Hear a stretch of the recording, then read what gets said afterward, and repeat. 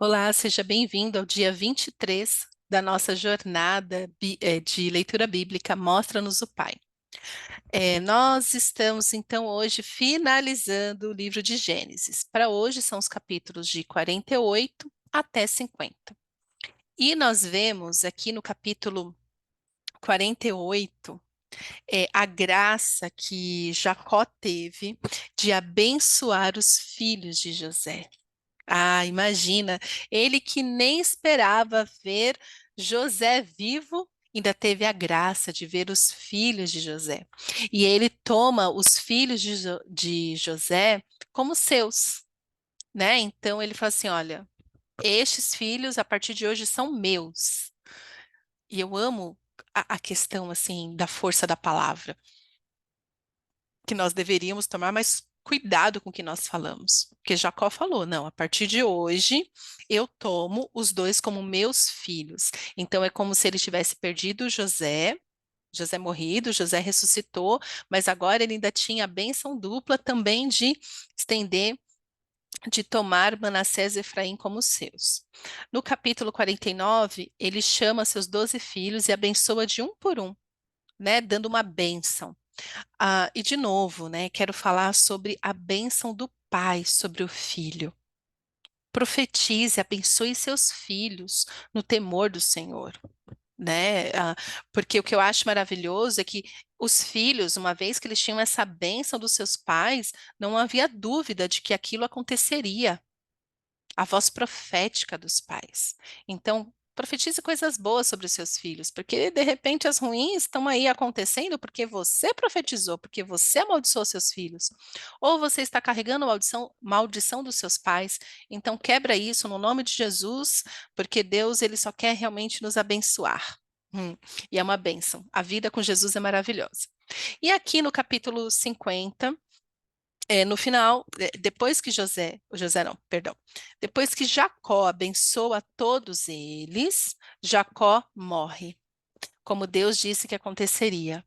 José está ali diante dele, José, né, fecha os seus olhos e chora, e todos ali lamentam. Então, estão todos os filhos, mas José também está ali presente, e ele morre. Então, no capítulo 50, verso 1 diz: José atirou-se sobre seu pai, chorou sobre ele e o beijou. E ali José manda embalsamar o corpo de Jacó para se cumprir o prometido, que ele prometeu que levaria Jacó e ele seria enterrado novamente ali ah, aonde ele queria ser enterrado, né? Então, no verso 13 nós lemos: levaram-no à terra de Canaã e o sepultaram na caverna do campo de Macpela, perto de Manre, que com o campo Abraão tinha comprado de Efron, o Etita, para que lhe servisse de propriedade para a sepultura. Depois de sepultar seu pai, José voltou ao Egito com seus irmãos e com todos os demais que o tinham acompanhado. Então, José cumpre. Mas vamos aqui refletir o que que acontece depois que Jacó morre com esses irmãos. Verso 15. Vendo os irmãos de José que seu pai havia morrido, disseram: E se José tiver rancor contra nós e retribuir todo o mal que lhe causamos? Então mandaram recado a José, dizendo: Antes de morrer, teu pai nos ordenou que te disséssemos o seguinte: Peço-lhe que perdoe os erros e pecados de seus irmãos que o trataram com tanta maldade. Agora, pois, perdoa os pecados dos seus servos, dos servos do Deus do teu pai. Quando recebeu o recado, José chorou. Depois vieram seus irmãos, prostraram-se diante dele e disseram: Aqui estamos, somos seus escravos. José, porém, lhes disse: Não tenham medo. Estaria eu no lugar de Deus? Vocês planejaram mal contra mim, mas Deus o tornou em bem, para que hoje fosse preservada a vida de muitos. Por isso, não tenham medo, eu sustentarei vocês e seus filhos. E assim os tranquilizou e lhes falou amavelmente. Que lindo. Queridos, o que nós vemos aqui é muito comum acontecer nos relacionamentos de hoje, onde uma parte fica 100% bem. José, ele estava assim 100% resolvido. A cura no seu coração tinha sido completa, porque ele viu a graça do Senhor em tudo que aconteceu. Mas os seus irmãos ainda não haviam chegado neste lugar de completo entendimento da soberania de Deus, da graça de Deus. E por isso eles mandaram dizer a José assim: olha, nossa, vai ver que. Gente, quantas décadas se passaram? Porque, de novo, fazendo conta, né? Tipo, já tinha se passado 20 anos desde então. Se Jacó viveu mais 17 anos, então vai, vamos 37, quase 40 anos do ocorrido, e os seus irmãos ainda achavam que seriam condenados pela maldade que eles praticaram, sendo que José já tinha deixado claro que estava tudo perdoado, porque ele via a mão do Senhor em tudo aquilo. Então, pode ser que de um lado esteja completamente resolvido, mas do outro lado fique esperando o quê? A retaliação. Fica se movendo com medo, temendo que algo de ruim pode acontecer, porque nananã. Ou seja, eles confiavam mais na presença de Jacó do que na soberania de Deus. Isso é muito comum. Tem muitos relacionamentos que se desgastam por causa disso. É, falando de casal, né? Eles passam por um problema enorme. Uma das partes realmente consegue perdoar completamente, mas o outro fica o tempo todo esperando a retaliação, fica sempre na defensiva, fica sempre esperando assim, não, agora que ela vai se vingar de mim. Não, não é possível que ela tenha perdoado tamanha maldade. Por quê? Porque a própria pessoa não se perdoou. Os irmãos ainda não haviam se perdoado pelo que fizeram com José. Eu falo isso tranquilamente. Tem crente que fala contra a pessoa se perdoar. É lógico que o perdão soberano é do Senhor, mas eu já ouvi também muito crente falando assim: Deus me perdoa, eu sei que Ele perdoa porque Ele é bom, mas eu não me perdoo pelo que eu fiz. Nossa, que coisa horrorosa. Se Deus te perdoou, você vive o quê? Se martirizando, vive se punindo, porque porque é tão Deus, você se acha tão Deus, a pessoa se acha tão Deus, que ela mesma não se perdoa. Aí ela se coloca no lugar de Deus. E não faz sentido nenhum. Ainda fala que sabe, Deus perdoa, sim, mas ele perdoa porque ele é bom. Mas eu sou mal. Então, porque eu sou mal, então eu não me perdoo. O que que é isso, gente? Que dinâmica demoníaca é essa? Então, os irmãos nos mostra que é possível se passar 40 anos de um evento e a pessoa continuar se movendo, falando, nossa, mas o que eu fiz foi muito mal. Não merece perdão o que eu fiz. Eu entendo que Deus é bom e soberano e tudo se reverteu em bênção e nananã e nananã. Mas foi muito cruel o que eu fiz. Agora chegou a hora de prestar contas daquilo. Sendo que tudo foi resolvido na cruz do Calvário. Veja, já não há condenação para aqueles que estão em Cristo Jesus. Para estar em Cristo Jesus, você tem que viver o perdão completamente de Deus, você pelo outro, você por si mesmo, para a sua história.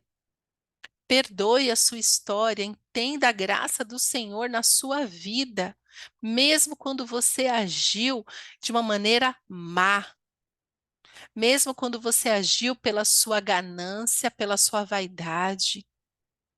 O Senhor, pela sua graça, te levou até este lugar de ser alimentado, de ser sustentado por aquele que você prejudicou. Isso fala mais sobre o seu coração do que o coração de Deus. Por quê? Porque o coração de Deus a gente já sabe, é maravilhoso. Mas o seu coração precisa se render a este Deus e entender que Deus ele é bom, de verdade. Entender a graça do Senhor sobre a sua vida, que merecia ser punido, mas porque Deus é bom, hoje você é alimentado e você pode usufruir desta vida maravilhosa no Senhor. Os irmãos não estavam usufruindo nada. Eu fico pensando, né, que mesmo com Jacó vivo, como que esses irmãos se comportavam, né? Esperando o tempo todo levar um peteleco, ser condenado, e por isso que José chora. José chorou porque falou assim: eles não entenderam, foi nada. Eles ainda estão esperando que eu os prejudique, sendo que eu já falei várias vezes que está tudo bem, porque o plano do Senhor se cumpriu. E é isso que importa. Estamos juntos. Estamos juntos. Então, se você fez o mal contra alguém e já entendeu o perdão do Senhor sobre a sua vida, está na hora de você também viver este perdão de você com você mesmo. Para de esperar a retaliação, porque ela nunca virá. Toda vez que você se voltar para Deus falando, Senhor, eu não consigo viver porque eu pratiquei essa maldade. E o Senhor está falando, para de ser escravo do diabo, é o diabo que escraviza. É o diabo que condena, é o diabo que culpa, é o diabo que fica lembrando na sua cabeça as maldades que você cometeu. Mas o Senhor continua te dando alimento, te dando sustento, te dando o melhor que Ele tem para este tempo, para você. E você não está vivendo este melhor porque vive se acusando, se culpando, sendo que Deus já tirou a culpa. Aquele que poderia te culpar, aquele que poderia falar: olha lá, chegou a hora de prestar contas, não está fazendo isso, que no caso aqui é José. Jesus, que foi crucificado na cruz, poderia falar: ah, até parece, ressuscitei, mas agora vocês vão ver o que que é bom para tosse. Não, e lhes falava amavelmente. Ah, por isso que José ilustra, é um protótipo ali de Jesus, né? Como que Jesus lida com seus acusadores, seus algozes. José ainda assim confortou seus irmãos, falando: vocês sim planejaram o mal, não estou anulando. Vocês planejaram sim o mal, mas Deus, que é bom, o tornou em bem. Então, meus queridos, quando você vive no temor do Senhor, podem querer te prejudicar, mas até mesmo esse prejuízo se torna bênção na sua vida, porque é Deus quem cuida de você. Então, José, com muita tranquilidade, falou: ó, Deus tornou em bem. Para quê? Para que hoje fosse preservada a vida de muitos. Então, Deus é esse que transforma o mal em bem para abençoar pessoas. Esta é a promessa do Senhor a Abraão que se estende às nossas vidas hoje. E hoje esta promessa se cumpre nas nossas vidas através da graça que encontramos na cruz do Calvário. Nós encontramos em Jesus, que nos fala amavelmente, que nos salva, que nos, que nos fortalece, que nos direciona, que é a luz que nós precisamos para lidar com as trevas do nosso dia a dia. Então, eu quero hoje liberar sobre você, te libertar uma vez por todas deste lugar de culpa e condenação que você tem vivido. Chega, chega de ficar remoendo aí na sua cabeça, no seu coração, as maldades que você já cometeu. Chega, chega. E hoje é dia para você ouvir Jesus falando com você amavelmente, falando: olha, você pode até ter tentado, mas Deus já transformou em bem. Chegou a hora de você ser livre para que você possa viver o novo de Deus na sua vida e agora andar livremente, sabendo que Deus perdoa, Deus restaura, Deus liberta. Esses irmãos ainda estavam escravos do seu passado, sendo que Deus já tinha trazido eles para o futuro, tinha um futuro para eles de esperança e paz, e eles não conseguiam viver isso. Chega.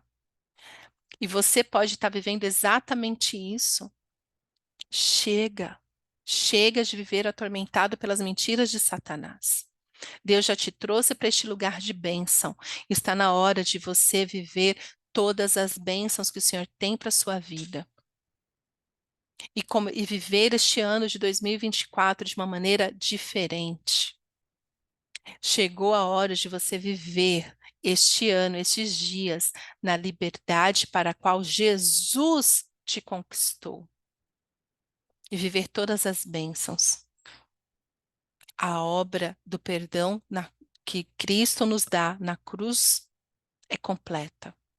Quem te acusa é o diabo. Se ele está te acusando é porque ainda tem lugar no seu coração, onde você precisa viver completamente o perdão do Senhor na sua vida. Amém? Amém. E termina aqui no verso 22 dizendo: José permaneceu no Egito com toda a família de seu pai, viveu 110 anos e viu a terceira geração dos filhos de Efraim. Aleluia! Além disso, recebeu como seus os filhos de Maquir, filho de Manassés. Antes de morrer, José disse a seus irmãos: Estou à beira da morte, mas Deus certamente virá em auxílio de vocês e os tirará desta terra, levando-os para a terra que prometeu com juramento a Abraão, a Isaque e a Jacó. E José fez que os filhos de Israel lhe prestassem um juramento, dizendo-lhes: Quando Deus intervier em favor de vocês, levem os meus ossos daqui. Morreu José com a idade de 110 anos e depois de embalsamado foi colocado num sarcófago no Egito. Por que faço questão de terminar contando o que José disse? Jacó disse, olha, é o seguinte, eu quero agora, quando eu morrer, que vocês me levem de volta para lá. Porque Deus assim o disse. Mas José foi além, ele falou assim, eu sei que Deus virá. E quando ele virá em auxílio, quando vocês saírem desta terra de escravidão, da terra do Egito e voltar para a terra prometida a Abraão, eu quero que vocês me levem os meus ossos daqui. José fez isso no discernimento de que as próximas gerações precisariam olhar para aquilo e falar: José, que teve uma vida extraordinária com Deus. Se ele disse que o Senhor virá em auxílio, este momento vai se cumprir. Vai se cumprir. Vai se cumprir. E assim que a história de José nos inspire a viver no temor do Senhor, amá-lo de todo o coração e viver novidade de vida que Cristo tem para nós. Amém? Pai, te agradecemos pela tua bondade. Eu oro, Senhor, pelas pessoas que já confessam Jesus como Salvador, mas que estão neste tempo ainda escravizadas pelas mentiras de Satanás, pelas mentiras, acusando-as das maldades que elas cometeram no tempo da ignorância. Ó Senhor, que neste tempo essas pessoas, elas possam ser libertas pela verdade de Cristo completamente e viver a novidade de vida que elas têm em Jesus, pela graça que o Senhor concedeu. É isso que eu te peço, Paizinho. Em nome de Jesus. Amém.